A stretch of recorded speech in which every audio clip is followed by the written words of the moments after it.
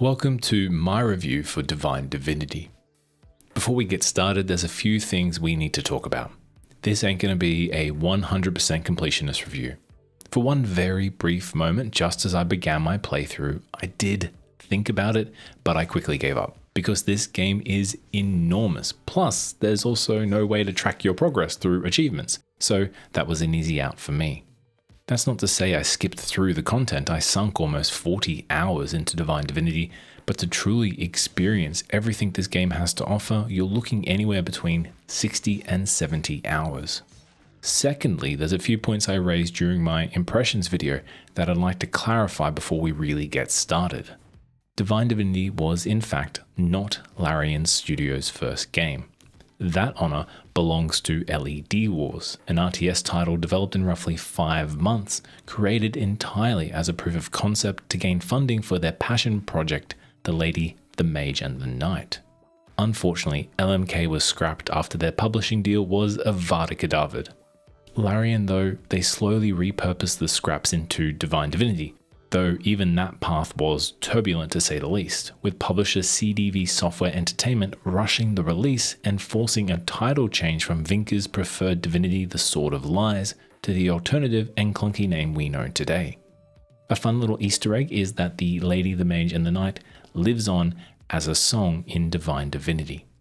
Funny enough, Vinker reportedly didn't even know the game had shipped until he happened to walk into a game store and saw it sitting on the shelves while he was on press tour for its upcoming release. I mean, imagine walking into a game store while you're on tour to promote the game and you see it sitting there on the shelf. I mean, that must be one of the biggest mindfucks you could possibly imagine as a developer. It's just crazy. Another fun little fact. At launch, it was reported that Divine Divinity was shipped with over 7,000 bugs. Structurally, Divine Divinity is an odd game. We'll get into those reasons in just a little bit. It was originally developed to pay homage to Sven Vinker's favorite game at the time, Ultima Online. And that influence is palpable from start to finish, with the ability to interact with almost any object combined with a few other noteworthy design principles, definitively produced an experience that lives up to that goal. Lastly, during my impressions, I also commented on the friction between the combat framework and its mechanics, and for that, we can entirely blame Diablo and Diablo 2. At the turn of the millennium, Diablo 2 took the gaming world by storm by evolving the fast-paced kinetic combat model it introduced with Diablo some 4 years earlier. To say it was revolutionary was an understatement. At the time, the RPG space was largely dominated by methodical decision-making experiences, with many games focusing their gameplay experience on dropping the player into a complex simulation and letting them sink or swim. Divine Divinity is caught between these two competing design philosophies, the fast-paced combat building blocks of Diablo and the methodical foundations of Ultima. And just like a river meeting the sea, these two ideas never really gel. Divine Divinity's development cycle was nothing short of completely fucked, one that almost resulted in the complete closure of Larian Studios. So it's incredibly fascinating to see just how much of modern Larian's DNA is already present here. From the witty dialogue that manages to blend high drama with cheeky humor, the empowerment of the player to abuse the very systems that appear to fight against them, the in-depth buildcraft, all of it's visible throughout Divine Divinity some 2 decades before Baldur's Gate 3. So with all that information squarely tadpoled into my brain not long after I uploaded my impressions video, it completely shifted my mindset moving forward to complete this review. I was no longer experiencing a game that felt clunky and resistant to being played, like using someone else's wand, but a game paying homage to 2 very different, universally influential and industry-defining titles. And now, after rolling credits, I can honestly say that Divine Divinity is a game every CRPG fan needs to play.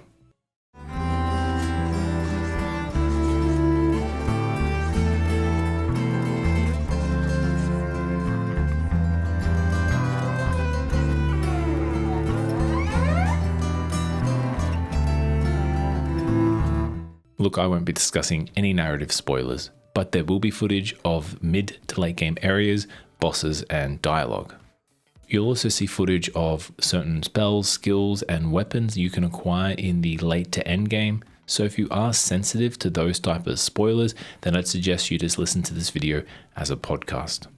As for my history with Larian Studios, I once upon a time played Divinity Original Sin on the PS4. I never finished it, but I did play it. I also tried playing Divinity Original Sin 2 on 5 different occasions, but the controls on console were troublesome, to say the least. And lastly, I have roughly 200 hours in Baldur's Gate 3, which I played on PC.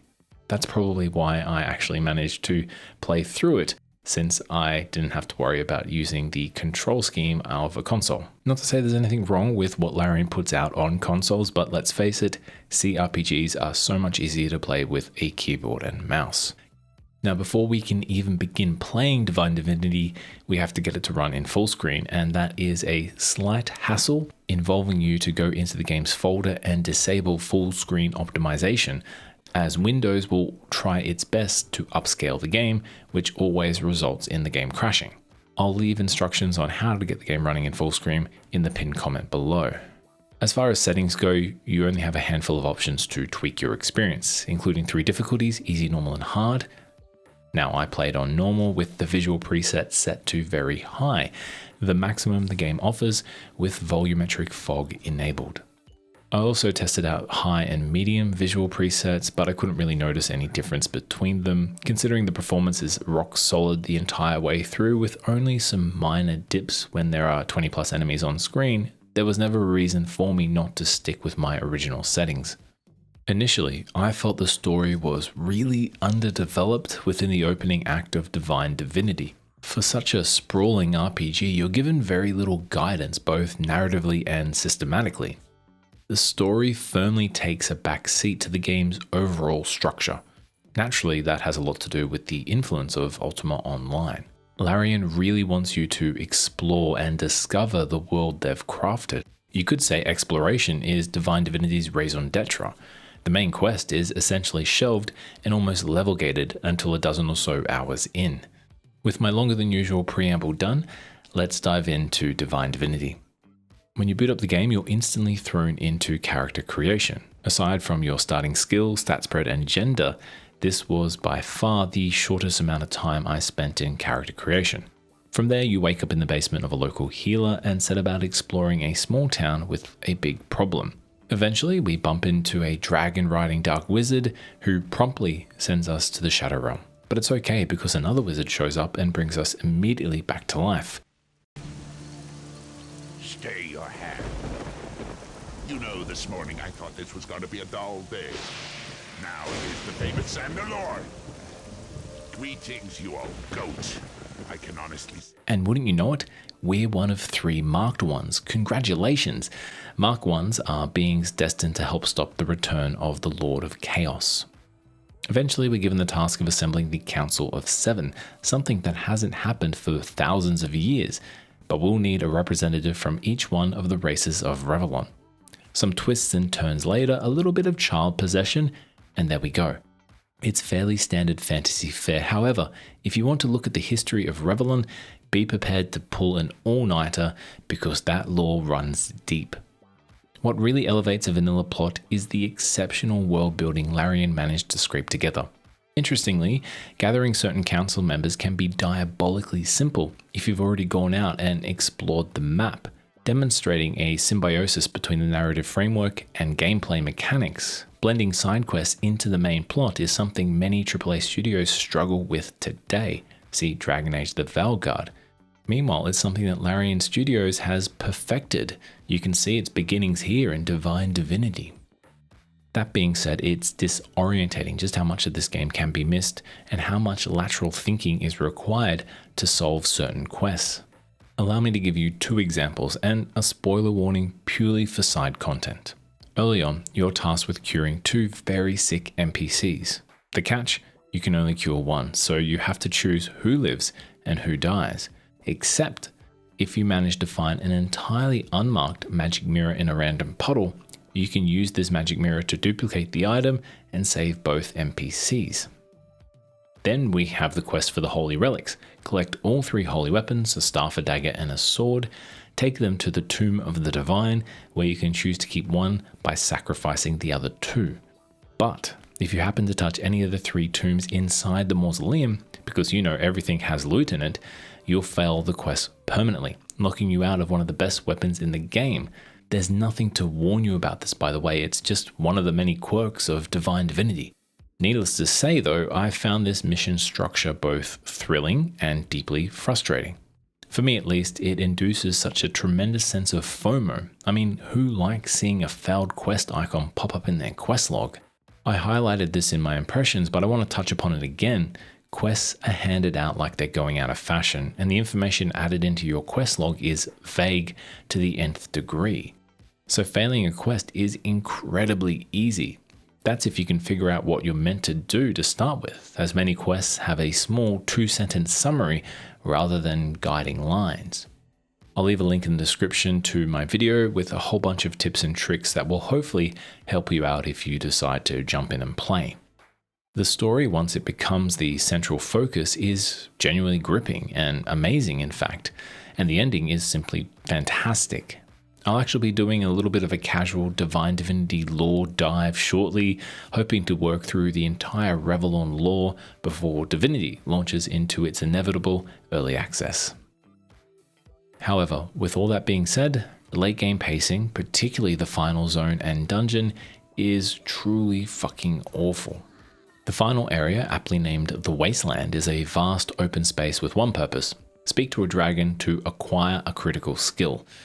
You can't fail this, by the way. Every dialogue choice will result in one of 2 things. You get the skill, or the dragon just says try again. Up until now, choosing some dialogue options will lock you out of a quest or have an NPC turn hostile against you.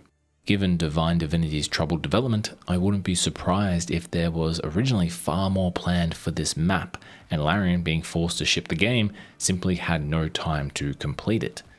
As it stands, the Wasteland is dotted with extremely high-level enemies, and the spell you get from the dragon is absolutely necessary to reach the final dungeon's entrance. Without it, I don't even know if it's possible to make it through.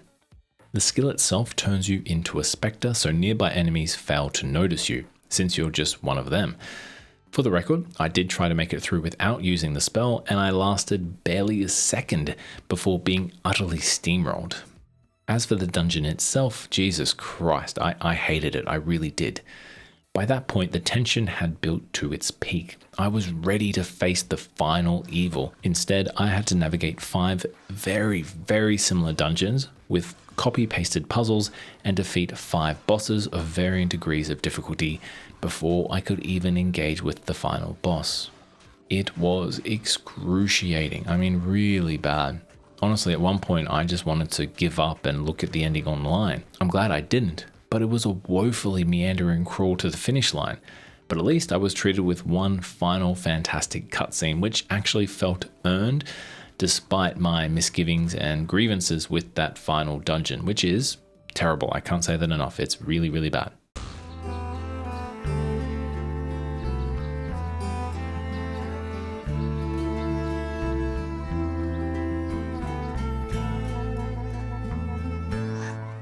Any issues I had with the story or the mission structure or the pacing was completely negated by the world of Revlon.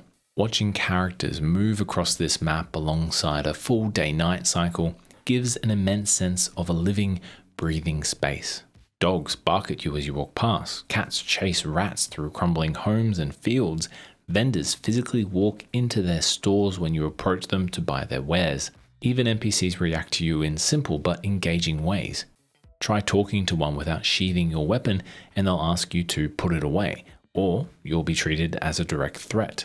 You're always given a second chance because of course you'll forget to put your weapon away. Continuing to talk with that NPC with your weapon out will decrease your overall reputation, with a low or negative reputation causing vendors to raise their prices, as well as having narrative implications. It's a small detail, perhaps vanilla by modern standards, but a telling one. And I'll once again reference its opposite of Vowed, where you can shoot an NPC in the face and nothing happens. Avowed also had a day-night cycle that did nothing except change the color palette. And just for the record, for those playing at home, this is the 4th video in which I've used Avowed as a negative comparison, so here's to another 4. The atmosphere is further elevated by Kirill Petrovsky's incredible score, which I can sum up in one single word: daunting. The swelling peaks and quiet lulls accumulate into an immaculate sense of immersion. The late Petrovsky, who lent his talents to the entire Divinity series up until Divinity Original Sin, crafted a score that's dynamic to the world around you, reactive, alive, and wholly appropriate.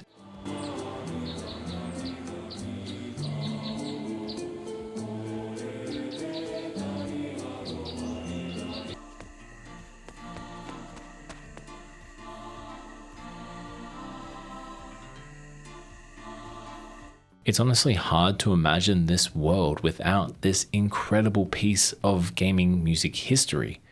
The sound design adds a subtle but impactful je ne sais quoi to an already impressive play space. Admittedly, some of the voice acting is terrible and more than a little cheesy, but for the most part it holds up incredibly well. Even the quote-unquote bad acting was a highlight of the experience, adding a distinct layer of charm that only Larian has managed to perfect. Although the mixing of orc grunts and player character exertions leaves precious little room for the imagination, and yes, I'll take my mind out of the gutter now, thank you. When we start to talk about combat, we have to remember that Diablo was a heavy influence for Larian, acting as both a blessing and a curse. The isometric camera angle and enemy AI behavior can easily lead you to believe you're actually playing a power fantasy ARPG. I thought exactly that in the opening hours, and I was severely punished for doing so. The combat flow takes a while to get used to. Enemies behave like those of an ARPG, stacking up and honing in on you, but the combat system is more real-time with pause. There's no tutorial to walk you through it step by step either. You're expected to figure things out for yourself. The first critical habit to develop is pausing the game. Not opening a menu, but hitting the spacebar to freeze the in-game clock. With time literally frozen, you can take stock of the situation. Use a potion, swap spells, or precisely target a cluster of enemies. You have to show a little bit of restraint though, as the world will spring back to life the moment you take an action. The second habit to master are the hotkeys. F1 through to F9 can be mapped to anything you want: potions, spells, skills, traps, or weapons. It's far quicker to tap F1 and F2 to restore health and mana than to pause and click through the multitude of menus. Enemies don't scale to your level either. Once you're set loose, you're free for better or worse. You can be going through your business and suddenly run straight into a bandit leader who one-shots you. Even in the late game, instant death is a consistent threat. Divine Divinity is not a power fantasy by any stretch of the imagination. You're an ordinary person taking on an ancient and immensely powerful force, and no matter how many new abilities you gain, Divine Divinity never lets you forget it. I hear what you're saying.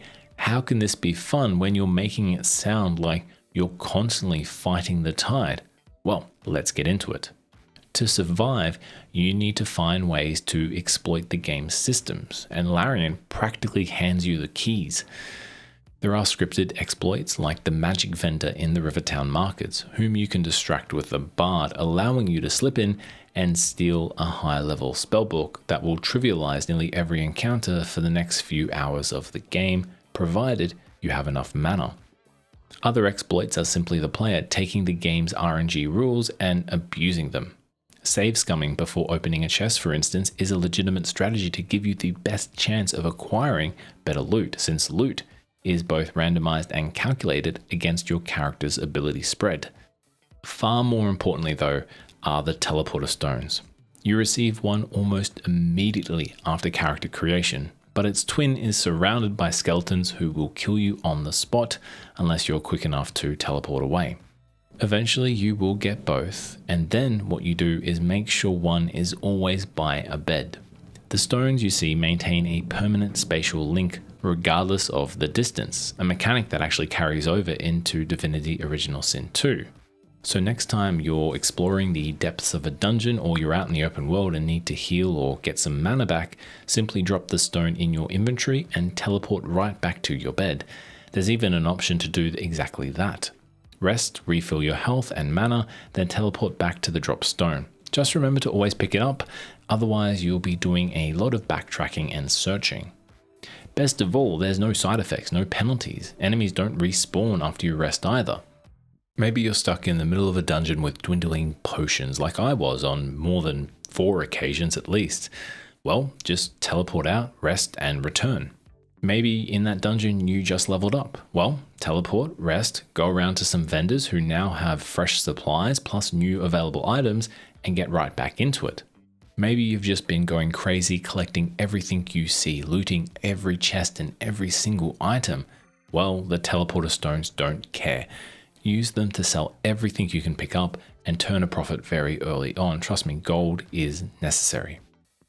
You also have access to teleporter pads which are scattered throughout the map. These are fixed, you can't take them with you, and you'll need to complete some minor side quests to activate them. I'll be honest, I never really appreciated just how handy these teleporter pads are until I was about halfway through my playthrough.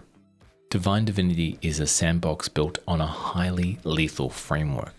Using the teleporter stone, save scumming, scripted exploits, these are all examples of the player diving deep into the game's rules and manipulating them on their own terms rather than fighting outside of them. To survive Divine Divinity, you have to abuse and bend its systems to make them your own. There are no companions to help shoulder the load, it's just you. Lucky then, you can build your character exactly as you see fit. When it comes to character customization, the game is incredibly flexible. Your starting class merely dictates your first skill. From there on, you can build however you choose.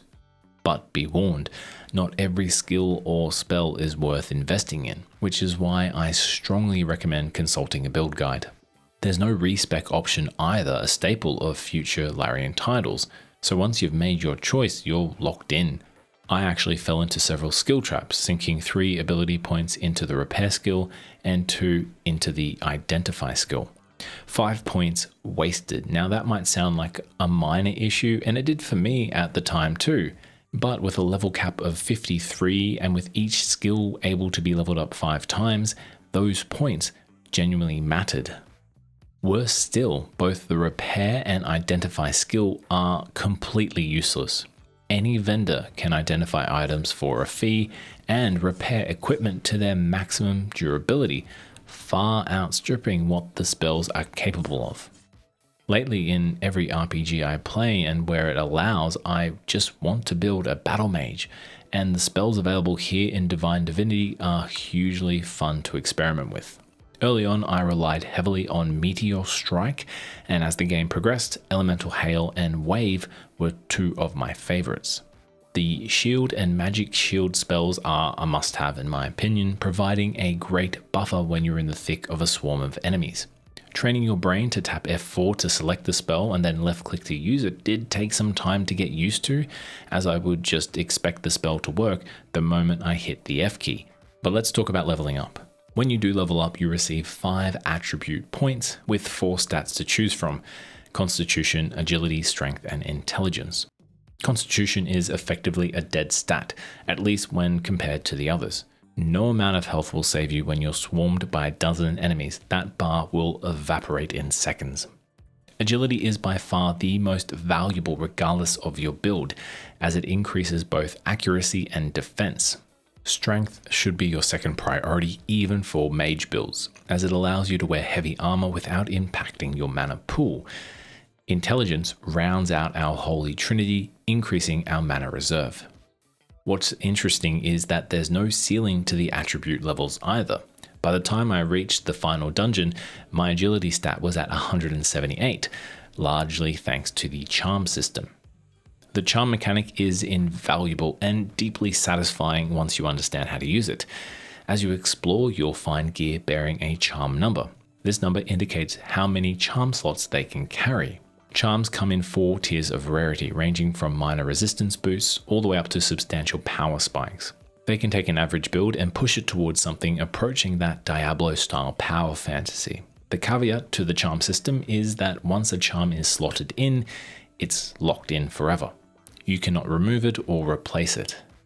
Given that gear also comes in varying rarities, with gold-lettered items offering the greatest bonuses, you'll want to save your best charms for your best equipment.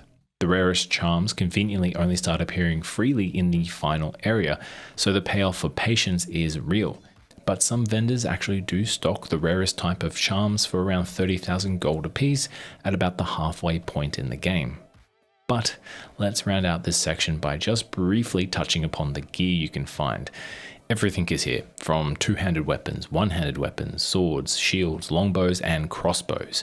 You're free to choose which weapons you have equipped provided you meet the stat requirements.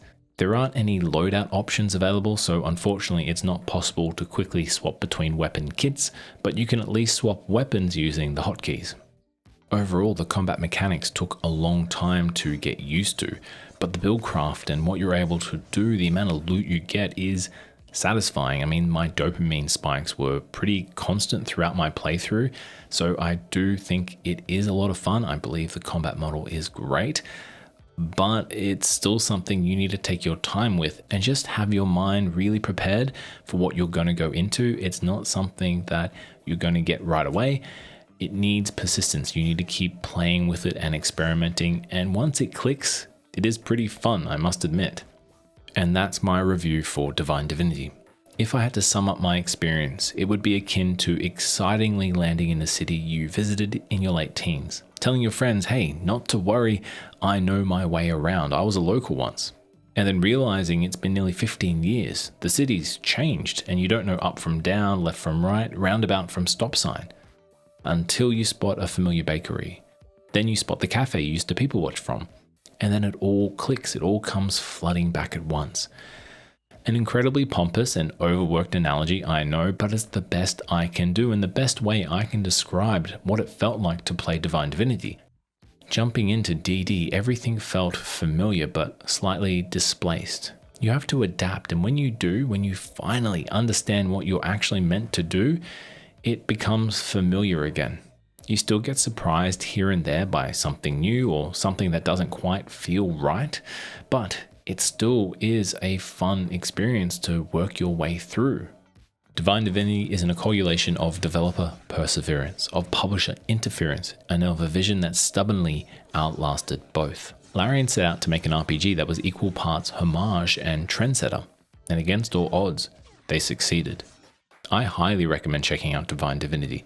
The combat is fun when it flows just right, but frustrating when it doesn't. The soundscape is divine, world construction phenomenal, dialogue impressive, and the story finishes on a high.